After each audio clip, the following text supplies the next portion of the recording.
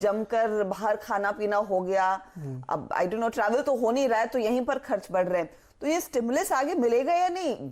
इसके लिए तो नहीं दिया था कि आप अय्याशी करें। देखिए अमेरिका में अब लुलुलेमन का रिजल्ट इसीलिए अच्छा आया था ना, क्योंकि लोग इतना महंगा तब भी खरीद रहे थे। बहुत पैसे हैं और कई जगहों में क्रिटिसिज्म ये हो रहा था कि इतने पैसे आप दे रहे हैं, लोग सेविंग कर ले रहे हैं क्योंकि उनको जरूरत ही नहीं इस पैसे खर्च करने की। नहीं, सेव कर लो तो मैं समझती हूँ आगे किसी बुरे दिन काम आएगा, पर आपने भर के इतना सारा खर्च कर दिया। US economy based on consumption, और वहां पे ये जो कंजम्पशन है बहुत ज्यादा होता है।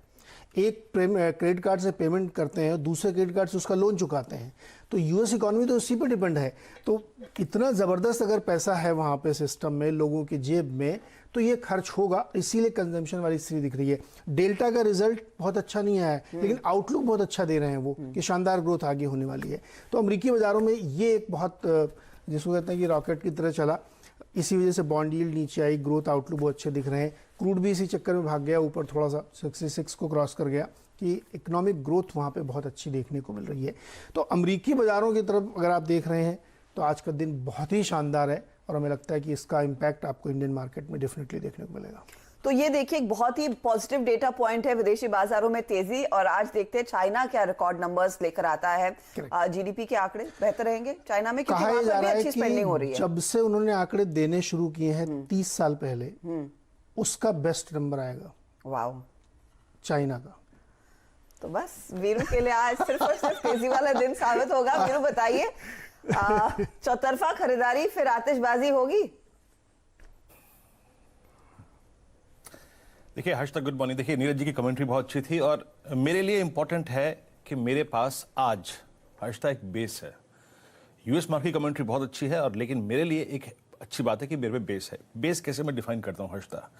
अगर आप निफ्टी के चार्ट्स को लेके आए हर्षता, उस चीज़ को गौर फरमाना बहुत ज़रूरी है आज, कि समझ लीजिए कि 26 फरवरी से लेकर टिल डेट आज की तारीख तक हमने करीब 9 बॉटम, 9 वाइड लोअर शेडोज लगाए हैं बिटवीन 14,271 और 14,500, यानी विद ऑल ऑड्स कोरोना की बहुत वाइल्ड फिगर्स के बीच में भी मार्केट इस 14,271 और 14,500 के जोन को सरेंडर करने को तैयार नहीं है।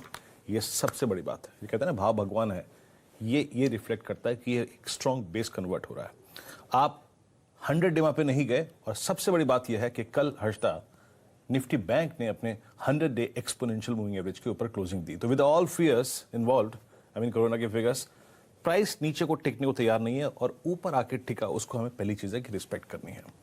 दूसरी एफआईएस के स्टैट्स, अगर आप एफआईएस के स्टैट्स देखें हर्षता, कल के अच्छे हैं, और 980 करोड़ रुपए की बाइंग, इंडेक्स उन्होंने बाय किया 1308 करोड़ रुपए का, शॉर्ट कवर किया, लॉन्ग किया, स्टॉक फ्यूचर शॉर्ट करके हेज किया। ये एक अच्छा पैटर्न होता है हर्षता, कैश बाय करके स्टॉक फ्यूचर शॉर्ट करके इंडेक्स बाय करना, ये एक अच्छा पैटर्न होता है, याद रखिएगा एफआईएस की बाइंग का। तो मुझे करना क्या है, याद रखिएगा, आज buy and buy on dips with corona figures fear, ये है मेरे ट्रेड की थीम। और आपको बाय करना है मेरे फर्स्ट बेस के ऊपर किसी भी डिप को, लेकिन ट्रबल जोन क्या रहेगा?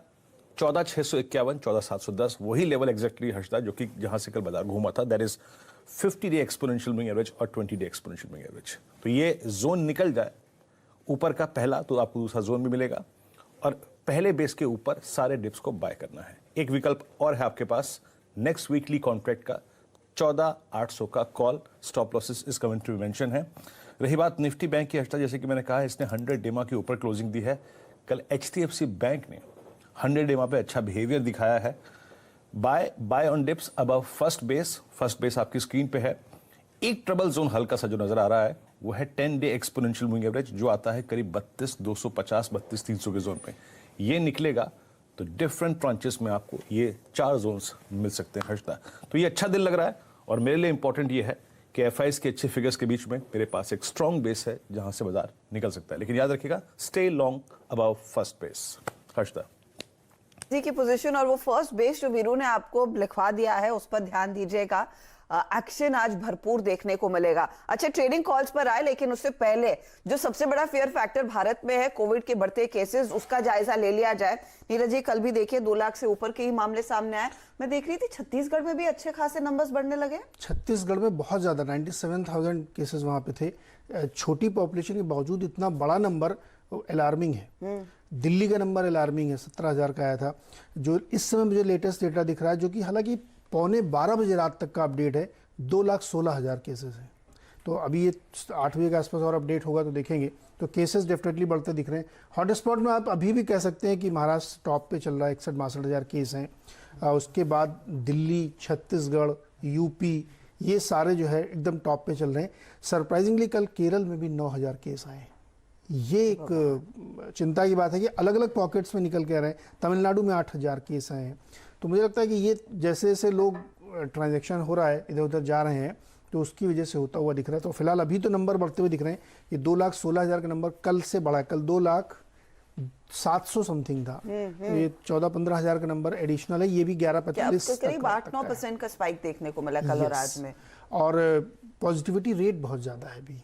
तो लेट्स सी कि अभी कल सुबह तक नंबर क्या आते हैं और क्या क्या उपाय राज्यों की तरफ से किए जाते हैं। तो मुझे लगता है कि उस पर ध्यान रखिए। एक अच्छी खबर है कि हॉपकिंस इंस्टीट्यूट अब कोवैक्सीन की मेडिसिन यहाँ वैक्सीन बनाएगा, क्योंकि महाराष्ट्र में केसेस बहुत ज़्यादा आ रहे हैं।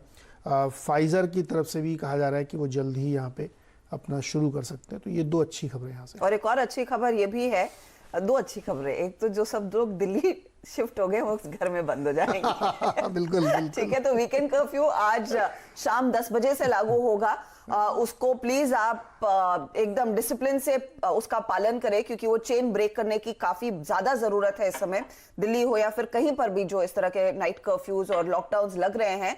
और जो ऑक्सीजन की कमी है उसके लिए देखिए फिर इंडस्ट्री सामने निकल कर आ रही है। वो बहुत बड़ा मुझे लग रहा है एक रिलीफ है। आप फ्री में 100 टन ऑक्सीजन सप्लाई करें महाराष्ट्र के हॉस्पिटल्स को, वो बहुत पॉजिटिव साइन है। एक्चुअली कल मैं एक डिस्कशन सुन रहा था किसी चैनल पे, जहाँ पे सारे डॉक्टर्स ही बैठे थे। उनका कहना था इस समय सिर्फ आपको एक नंबर ट्रैक करना है, ये कोरोना वाला नंबर नहीं ट्रैक करना है। ऑक्सीजन की सप्लाई, आपकी बॉडी में कितना ऑक्सीजन है जो पेशेंट है, सिर्फ वही ट्रैक करना है। अगर वो ठीक है तो कोई दिक्कत नहीं, आप हॉस्पिटल में कितने भी दिन रहे। तो ये जो कदम उठाया गया ये बहुत ही अच्छा है। इनफैक्ट तो रिलायंस इंडस्ट्रीज ने कहा है कि जामनगर रिफाइनरी से वो ऑक्सीजन की सप्लाई शुरू कर रहे हैं। मैं तो समझ रही हूँ कि रिलायंस फिर सिर्फ महाराष्ट्र ही नहीं सभी को देगा, गुजरात में भी देगा, दूसरे कहीं जहां पर भी जरूरत होगी मिलेगी।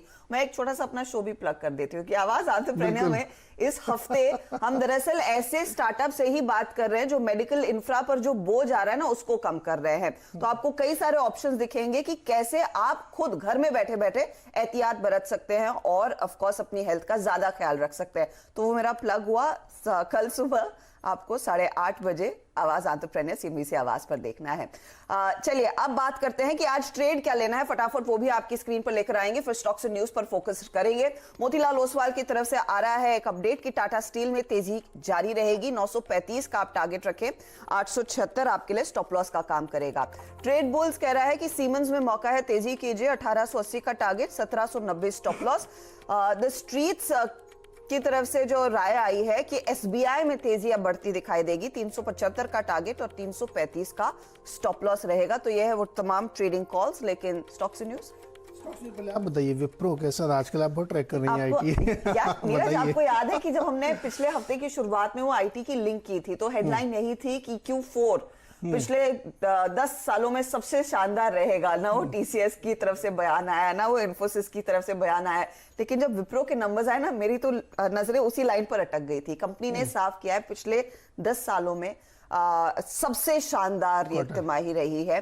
अच्छी खासी ग्रोथ कंपनी ने दर्ज की और आगे की जो कमेंट्री है वो भी बेहतर है। वो नंबर्स आपके सामने एक बार फिर आएंगे। करीब डॉलर रेवेन्यू ग्रोथ 3.94% पर रही, रुपी रेवेन्यू ग्रोथ ऑफ कोर्स 3.9% पर। मार्जिन्स में अपेक्षा थी कि थोड़ा सा दबाव देखने को मिलेगा मार्जिन्स में, लेकिन यहां पर आप ध्यान रखिएगा कांस्टेंट करेंसी ग्रोथ भी, ये तमाम जो फिगर्स है ना वो कांस्टेंट करेंसी 3 to 3.5% की एक्सपेक्टेशन 3% पर आई है और ये एब्सोल्युटली इन लाइन है।